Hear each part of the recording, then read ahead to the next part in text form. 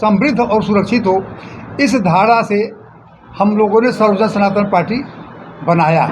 हमारे सनातन धर्म पर इतना बड़ा खतरा हो गया, आप जानते हैं कि पूरा भारतवर्ष सदैव से सनातनी रहा है और आज सनातन खतरे में हो गया है। देख रहे हैं कि हमारे सनातन धर्म का मुखिया शंकराचार्य होते हैं और आज शंकराचार्य के खिलाफ ऐसे ऐसे साजिश रची जा रही है, ऐसे ऐसे लोगों को खड़ा किया जा रहा है, चाहे उनको पैसा दे करके, चाहे उनको पुरस्कार देकर, चाहे उनको पद दे करके, लालायित करके उनको ये कहा जा रहा है कि आप सनातन के विरुद्ध में बोलिए। आज 26, 27, 28 शंकराचार्य बना दिए गए हैं। उनसे कोई नहीं पूछ रहा कि आप कैसे शंकराचार्य बने, लेकिन जो शंकराचार्य वास्तव में है उनसे पूछा जा रहा है कि शंकराचार्य आप कैसे बने। तो हमारे पार्टी का जो उद्देश्य है वो अपने समाज की रक्षा, सनातन धर्म की रक्षा और देश की रक्षा, ये तीनों लेकर के हम संकल्प चल रहे हैं ताकि देश के सभी जनता में बंधुत्व की भावना पैदा हो।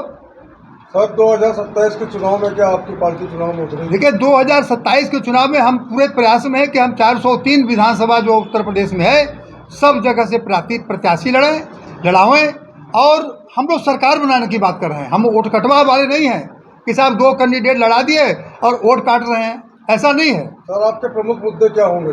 हमारे मुद्दे हमने अभी आपको बताया, एक तो बंधुत्व की भावना पूरे देश के नागरिकों में हो। इस देश में रहने वाला हर व्यक्ति भारतीय है, हर व्यक्ति सनातनी है, तो सनातन की रक्षा, समाज की रक्षा और देश की रक्षा, ये तीनों हमारी प्रमुखता है। इसके अलावा सरकार बनने पर जो कार्य होते हैं कि हर व्यक्ति को रोजगार मिले। देखिए रोजगार अगर नहीं मिलेगा, हालात है और रसोई गैस को लेके जो हाहाकार मचा हुआ है, तो आप उस मुद्दे को लेके क्या कहना चाहेंगे कि इस पे कैसे रोका जा सकता है इस चीज़ को? देखिए इस समय रसोई गैस का बहुत बड़ा किल्लत हो गया है। सरकार पार्लियामेंट में कह रही कोई दिक्कत नहीं है, लेकिन मैं अपना व्यक्तिगत बताऊं, मैं बनारस का रहने वाला हूं और कम से कम 1 हफ्ता से हम गैस के चक्कर में पड़े हुए कि गैस मिल जाए और आज तक गैस नहीं मिला।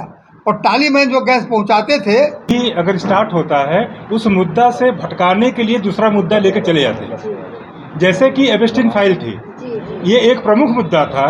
इस मुद्दे पे लेकर के सरकार को लोग घेरना शुरू किए, तो सरकार को लगा कि हम घिर रहे हैं। उसने क्या किया, तुरंत ला करके यूजीसी उठा कर पटक दिया कि यूजीसी में पूरा देश हमारा पूरा जा करके जितने भी चाहे सवर्ण हो चाहे बैकवर्ड हो, सब लोग आपस में लड़ना भिड़ना स्टार्ट कर दिए। यूजीसी लाने का पर्पज क्या है? सरकार हर मुद्दों पे फेल रही है, रोजगार देना नहीं चाहती है, रोजगार के पास उनके पास अवसर नहीं है, चुनाव सर पे आ गया है।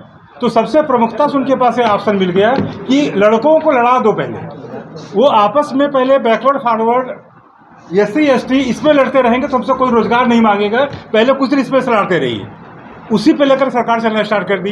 दूसरे चीज़ पे सरकार की जो मंशा आ गई कि ठीक है अब ये तो लग रहा है मुद्दा चलता ही जा रहा है। गैस की काला बाजारी अगर बंद हो जाए तो गैस की कोई दिक्कत नहीं है, लेकिन ये भी सरकार की पॉलिसी है कि सरकार तो कह रही है संसाधन भी कम नहीं है, कुछ चीजें कम नहीं है और फिर भी इस तरीके से हो रहा है, तो इससे निपटा कैसे जाएगा? मैडम कालाबाजारी, अगर आपकी सरकार होती तो क्या? मैडम कालाबाजारी जो हमेशा कौन कम करेगा? जो बैठे हैं सत्ता में वही तो वही कर रहे हैं सर। अभी सनातन पर एक सवाल हमारा, आपने ये पार्टी बनाई है सनातन धर्म का ठेका सिर्फ 4 लोगों के पास इस देश में है, अमित शाह, नरेंद्र मोदी, योगी आदित्यनाथ और JP नड्डा। ना इनके पास है ही नहीं सर, इनके पास है ही नहीं। कहा जा रहा है प्रधानमंत्री को अपने आप को अवतारी समझ रहे हैं, यही देश का दुर्भाग्य है सर। और अभी लोग बनाते हैं, जनता क्यों? जनता ने बनाया है क्यों वोट करते भाई। ये इस हालात से बहुत बढ़िया रोड मैप तैयार है।